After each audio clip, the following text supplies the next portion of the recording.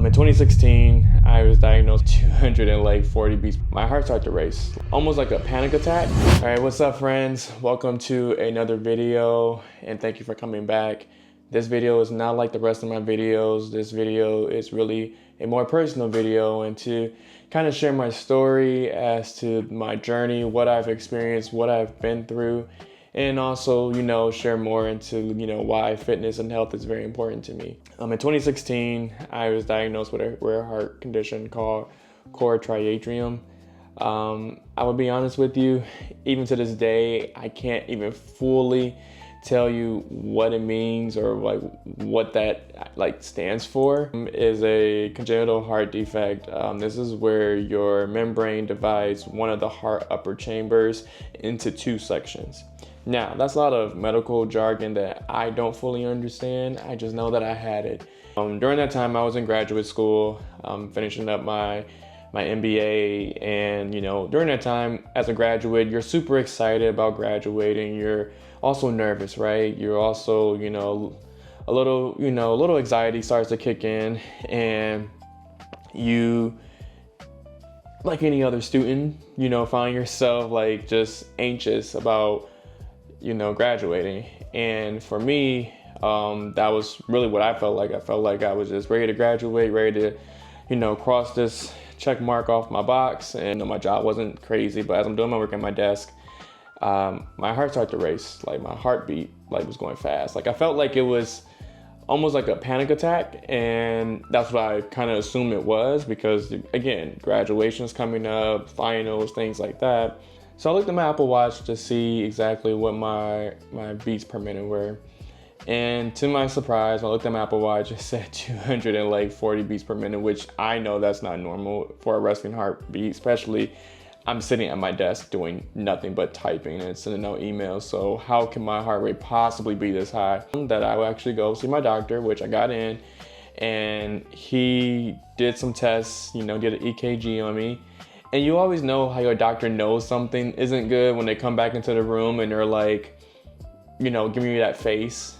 And it's I know what this face means, something's not right. And he said that I had to send you to the emergency room because your heart is moving sporadically. It's 1 minute it's going normal beats per minute, and the next thing you know, it speeds up rapidly, and we don't understand why. Go to the hospital. They started pulling me back, and when they pulled me back, they started just, pulling off my clothes and putting all these different things on me, which made me super nervous because I don't know what's happening, right? Mind you, I'm super young. I'm 23 at the time. I had no idea what was happening to me. So it's what the hell? They was able to give me some sort of medication to bring my heart rate down, but not down far enough, I guess. So they end up admitting me to the hospital, hooked me up to some machines to kind of keep monitoring and watch.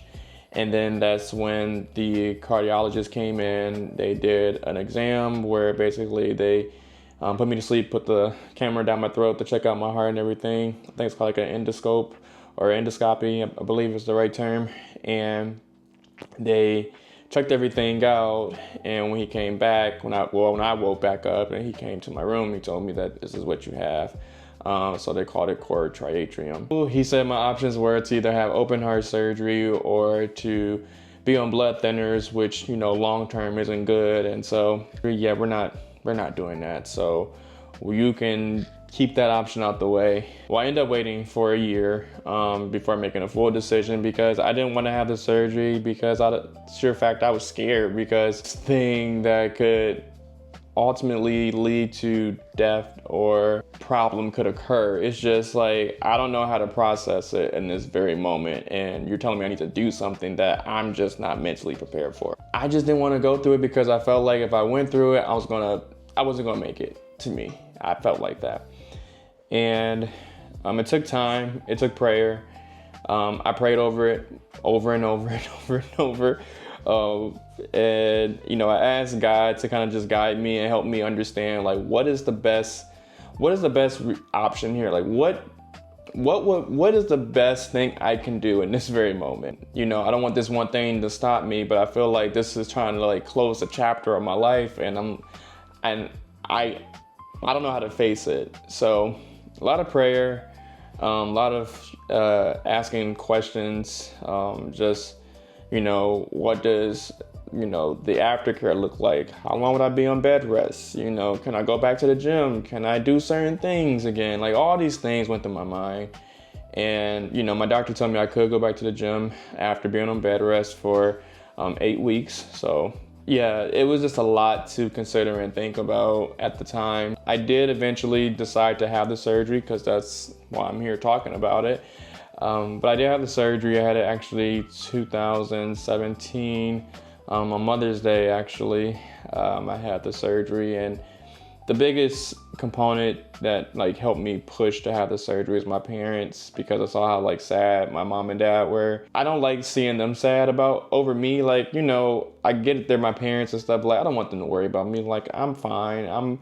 I have persevered through many things in my life. Like, this just another bump in the road, right? Surgery is supposed to be 6 hours. It was done in 4, and I came out of it great.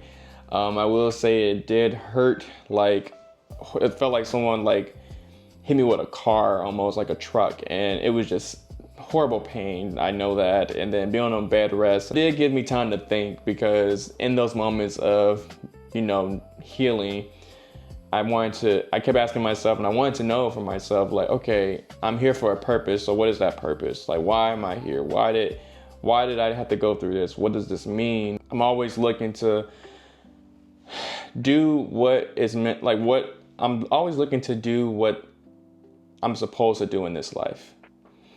And going through open heart surgery, this has pushed me towards fitness and health, because health is wealth. Health is very important to me. Health is one of those things where it's like, I want to stay on top of all my stuff. Like today, you know, I make sure I eat right. I have my 3 balanced meals. I make sure I track my meals. I make sure that I'm hitting the gym almost every day. I have my rest days. All these different things I've done since having open heart surgery. I've ran 3 5Ks, which is amazing, you know, which makes me feel good. And now my next venture is going for this bodybuilding competition. Like, I know I have a bigger purpose and calling, and I truly believe fitness and health is that. I want to motivate, I want to inspire people who are going through similar things as me. This journey was not easy. Going through it wasn't easy. And, you know, I really owe a lot of thanks to God. I owe a lot of thanks to my parents, my friends who have supported me and been there for me. And I'm still constantly, you know, taking it day by day. You know, it's almost 10 years since I had open heart surgery. But every day is a new challenge. It's a new opportunity to just be 1% better than I was yesterday. I just wanted to share that story with you all, because again, it was a difficult time for me. And, you know, I was young, like I mentioned. When I had surgery, I lost a lot of weight. I lost a lot of my muscle mass that I've been working on, because I was working out at the time, but I lost a lot of that, and I had to regain all that again. I am, you know, pushing myself to create more, to leave a mark here, if you will, whatever that looks like, right? You know, that's all I can hope for. But if you're new to your fitness journey, or if you have experienced something similar to me, just know you're not alone. I've been through this, and you can overcome it just like I've overcame it. And it all takes is like one step at a time. You don't have to, you know, figure it all out today, but it will come. Like, everything will come to you when it's supposed to come. You know, maybe you didn't have open heart surgery, but you had something else that has happened to you. I hope my story has inspired you. I hope that it has encouraged you to keep pushing and know that you can do the things that you want to do. And if this video resonated with you, please like, subscribe as well. And follow me along as I document more of the things that I'm doing when it comes to fitness and health. To be very honest with you, this is very challenging for me to talk about and to share openly. Something very dear to me, and it's very like close to my heart. I wanted to make sure I share this because I know I'm not the only person that has went through something as traumatic as open heart surgery. All right, talk to you all soon. Peace.